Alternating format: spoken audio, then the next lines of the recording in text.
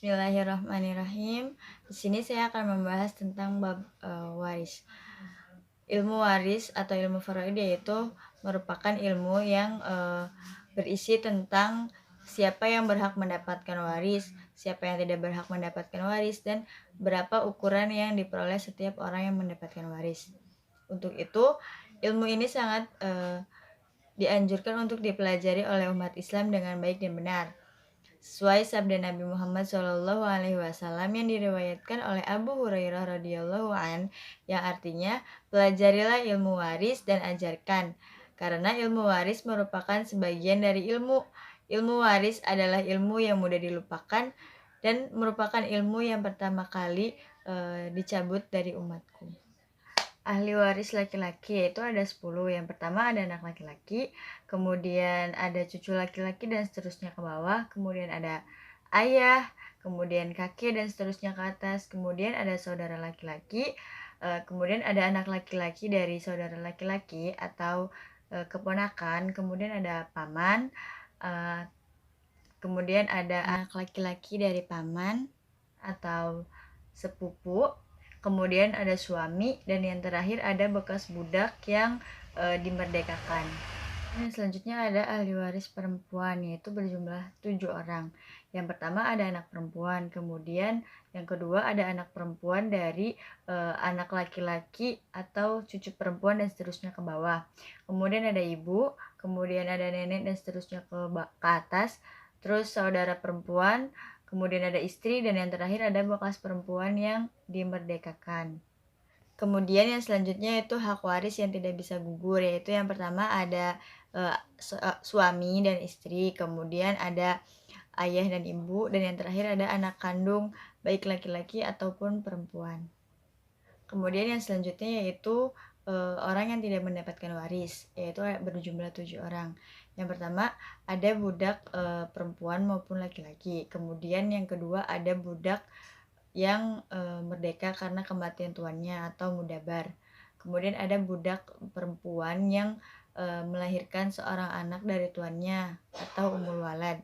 Kemudian ada seorang budak yang berjanji memberikan kompensasi kepada majikannya atau tuannya yang disebut mukatab.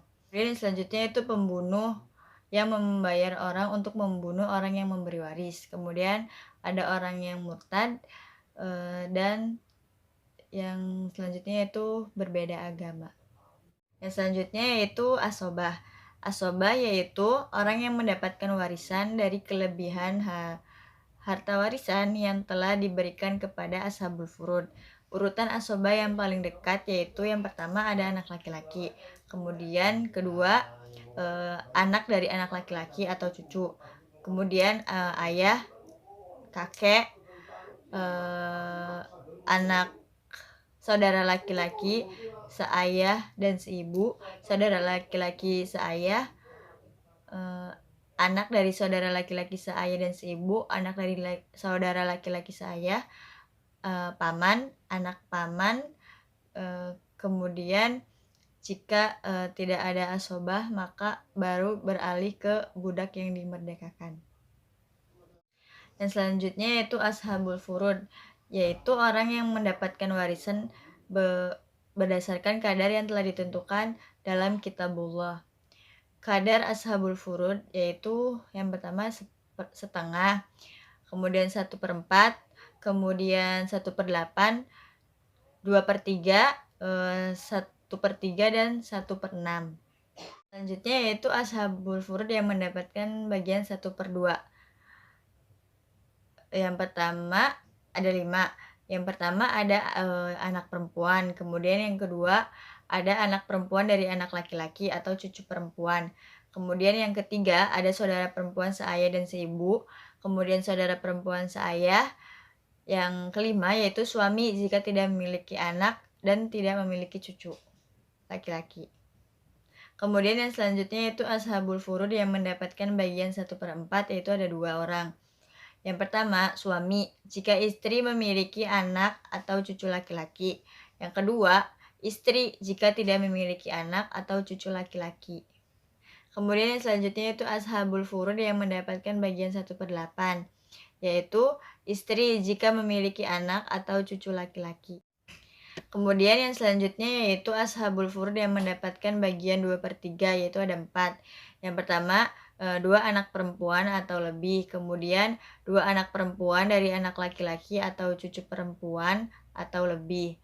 Kemudian 2 saudara perempuan seayah dan seibu atau lebih. Kemudian yang terakhir yaitu 2 saudara perempuan seayah atau lebih. Kemudian yang selanjutnya yaitu ashabul furud yang mendapatkan bagian 1/3, yaitu ada 2. Yang pertama ibu jika si mayit tidak dihajib. Kemudian yang kedua yaitu 2 atau lebih saudara laki-laki atau saudara perempuan yang seibu. Kemudian yang selanjutnya yaitu ashabul furud yang mendapatkan bagian 1/6, yaitu ada 7 orang. Yang pertama, ibu jika memiliki anak atau cucu atau memiliki 2 atau lebih saudara laki-laki atau saudara perempuan. Kemudian nenek jika tidak ada ibu, kemudian anak perempuan dari anak laki-laki atau cucu perempuan dan masih memiliki anak perempuan kandung. Kemudian ada saudara perempuan seayah dan masih ada saudara perempuan seayah dan seibu. Kemudian ayah jika ada anak atau cucu, kemudian kakek jika tidak ada ayah, dan yang terakhir yaitu saudara laki-laki dan saudara perempuan seibu. Kemudian yang selanjutnya itu hajib atau penghalang dalam waris. Yang pertama, nenek terhalang mendapatkan warisan jika masih ada ibu. Kemudian yang kedua, kakek terhalang mendapatkan warisan jika masih ada ayah. Kemudian saudara laki-laki seibu tidak mendapatkan warisan jika masih ada anak laki-laki atau anak perempuan, cucu laki-laki atau perempuan, kemudian ayah dan seterusnya ke atas. Kemudian yang selanjutnya yaitu saudara laki-laki seayah dan seibu tidak mendapatkan waris jika masih ada anak laki-laki, cucu laki-laki, dan ayah. Kemudian saudara laki-laki seayah tidak mendapatkan waris jika masih ada anak laki-laki, cucu laki-laki, ayah, dan saudara laki-laki seayah dan seibu.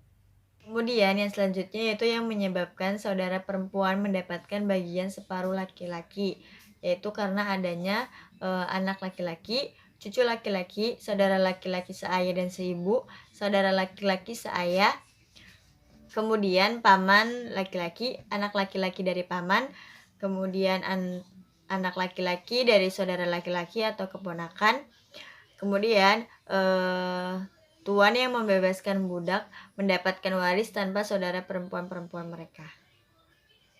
Dan yang selanjutnya yaitu kaidah yang perlu diingat, yaitu siapa yang tumbuh dari si fulan, selama si fulan ini ada, maka ia tidak akan mendapatkan warisan.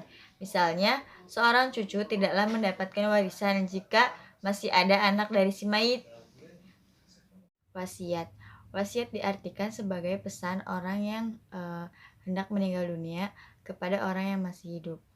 Wasiat dikategorikan menjadi 2, yaitu yang pertama, wasiat orang yang akan meninggal dunia kepada orang yang masih hidup untuk melakukan suatu pekerjaan, misalnya membayarkan hutangnya, kemudian merawat anaknya, atau mengembalikan barang yang pernah ia pinjam. Kemudian wasiat yang kedua yaitu berupa keinginan si mayit terhadap harta benda yang ia miliki untuk memberikannya kepada seseorang atau pihak tertentu. Yang selanjutnya yaitu syarat sah wasiat. Yang pertama, syarat orang yang diberi wasiat yaitu dia muslim dan berakal sehat supaya wasiat itu bisa dijalankan. Kemudian orang yang memberi wasiat yaitu dia muslim, berakal, dan dia memiliki harta yang ingin diwasiatkan. 3. Tidak boleh mewasiatkan sesuatu yang diharamkan. 4. Orang yang menerima wasiat bersedia untuk menerima wasiat. Jika orang tersebut menolak, maka wasiat itu batal. Dan yang terakhir, 5, yaitu orang yang harta yang diwasiatkan tidak boleh lebih dari 1/3 jika ia memiliki ahli waris. Apabila ia tidak memiliki ahli waris, maka ia boleh mewasiatkan seluruh hartanya. Wasiat lebih dari sepertiga harta, jika ada ahli waris, boleh saja dilakukan jika ahli waris tersebut tidak keberatan untuk melakukan hal tersebut.